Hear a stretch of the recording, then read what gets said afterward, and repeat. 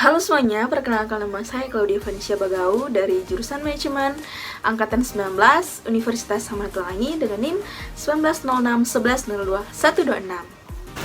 Nah teman-teman, tujuan saya membuat video review ini adalah untuk melengkapi nilai ujian akhir semester yang diberikan oleh dosen saya, yaitu Inci Sinta. Nah, langsung saja kita simak video review aplikasi Google Classroom berikut ini. Nah teman-teman, saat ini saya akan membahas manfaat dari aplikasi Google Classroom dari sumber www.eudeka.id. Nah teman-teman, manfaat yang pertama yaitu mengikuti perkembangan teknologi. Nah, banyak masyarakat yang menganggap sistem pembelajaran tatap muka konvensional masih menjadi cara terbaik untuk proses kegiatan belajar mengajar. Namun, Google Classroom tetap unggul dalam sisi fungsionalitasnya. Bahkan, banyak praktisi pendidikan mengombinasikan Google Classroom dengan kelas tatap muka konvensional. Nah, teman-teman, manfaat yang kedua yaitu praktis dan akses yang mudah. Selama jaringan internet tersedia dan gadget cukup memadai, Google Classroom bisa diakses kapanpun dan dimanapun. Nah, selanjutnya yang ketiga yaitu pembelajaran yang lebih efisien. Google Classroom membuat sistem dan proses pembelajaran jadi lebih efisien, menghemat waktu dan tenaga, serta lebih ekonomis. Berkat pembelajaran daring, jarak antar rumah dan sekolah atau antar guru dan murid hanya beberapa langkah saja. Tidak banyak waktu yang dibutuhkan untuk memulai proses kegiatan belajar mengajar. Nah, kemacetan lalu lintas bukan lagi alasan mahasiswa atau siswa untuk terlambat. Pengurangan biaya operasional seperti transportasi ataupun sewa ruangan kelas yang banyak dapat diminimalisir. Nah, selanjutnya yang keempat teman-teman yaitu melatih kemandirian bagi mahasiswa. Sistem pengawasan berkurang dalam proses kegiatan belajar berbasis jaringan internet. Akibatnya, mahasiswa harus mampu terlibat aktif dan lebih mandiri. Penggunaan fitur seperti ini, jika dimaksimalkan dengan baik, akan mengembangkan kemampuan belajar pada mahasiswa.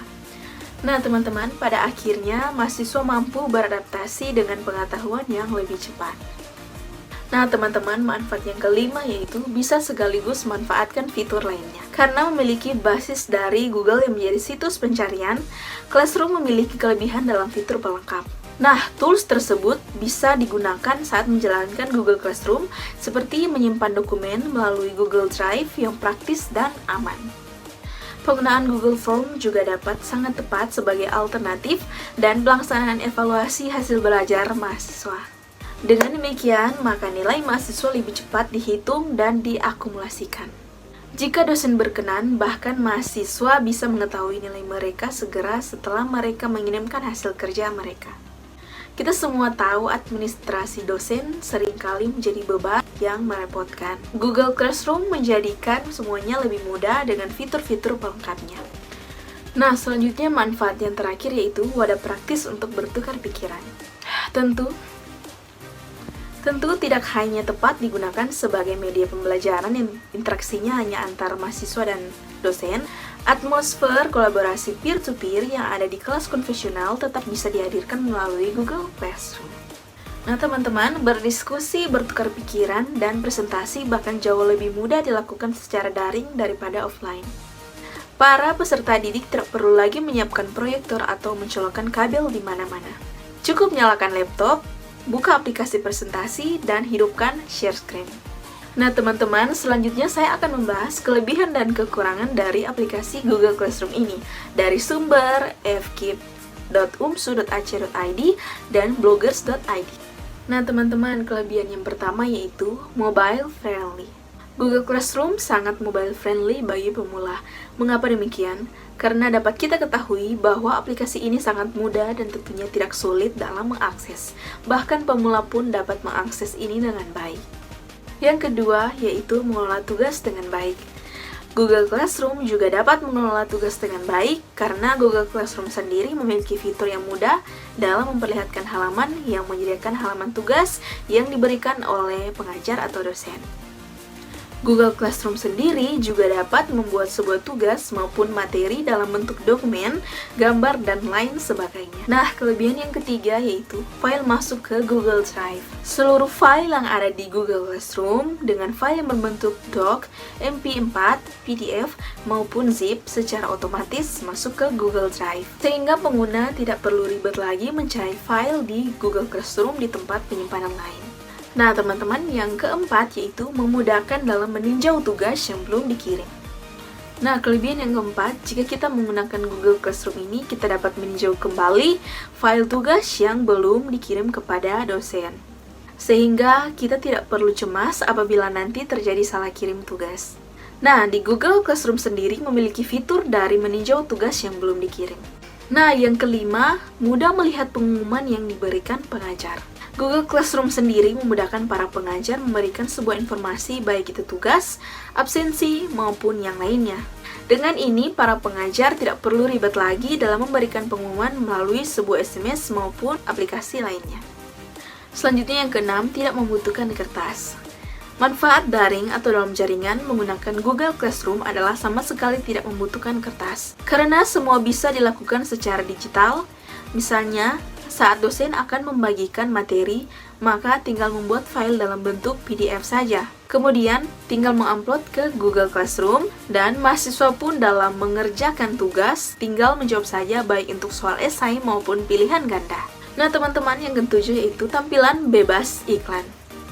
Biasanya aplikasi yang gratis akan memasang iklan di berbagai tempat, namun tidak dengan Google Classroom.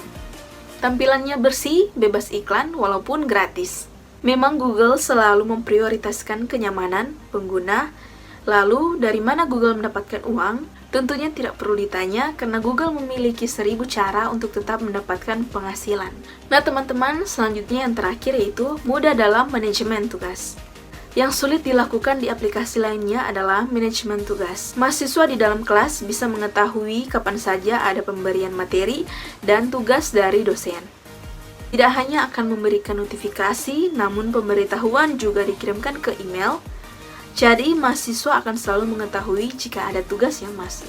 Dan mahasiswa juga sangat mudah mengerjakan tugas, tinggal melihat classwork, lalu klik tugas dari dosen, dan tinggal menjawab. Setelah itu, tinggal mengumpulkan dengan klik turn in.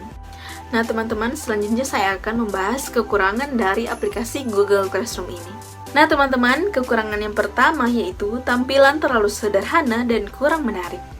Tampilan dari Google Classroom sangat sederhana dan kurang menarik perhatian peserta didik, sehingga para peserta didik seringkali terkesan malas untuk membuka Google Classroom ini. Kekurangan yang kedua yaitu file menjadi error apabila Google Drive penuh. Apabila file di Google Drive penuh, maka para pengajar atau peserta didik tidak dapat mengirim file.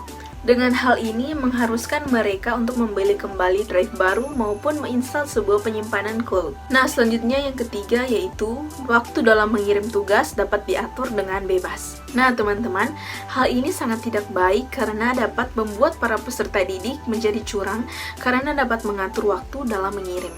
Misalnya, seorang peserta didik telat dalam mengirim tugas, maka dia dapat menyetel waktu dalam mengirim tugas dengan mengundurkan waktunya. Nah, teman-teman, selanjutnya yang terakhir yaitu integrasi terbatas. Walaupun satu akun Google dapat digunakan untuk semua akun Google, termasuk YouTube, blog, Google Drive, Google Form, dan yang lainnya, tidak terintegrasi penuh hanya beberapa fitur saja. Misal dalam membuat soal Google Classroom hanya terintegrasi dengan Google Form saja, itu pun hanya pada tampilan mobile. Untuk aplikasi yang lain belum tersedia. Nah, itulah beberapa kelebihan dan kekurangan dari aplikasi Google Classroom ini. Selanjutnya, saya akan memberikan masukan mengenai aplikasi Google Classroom ini.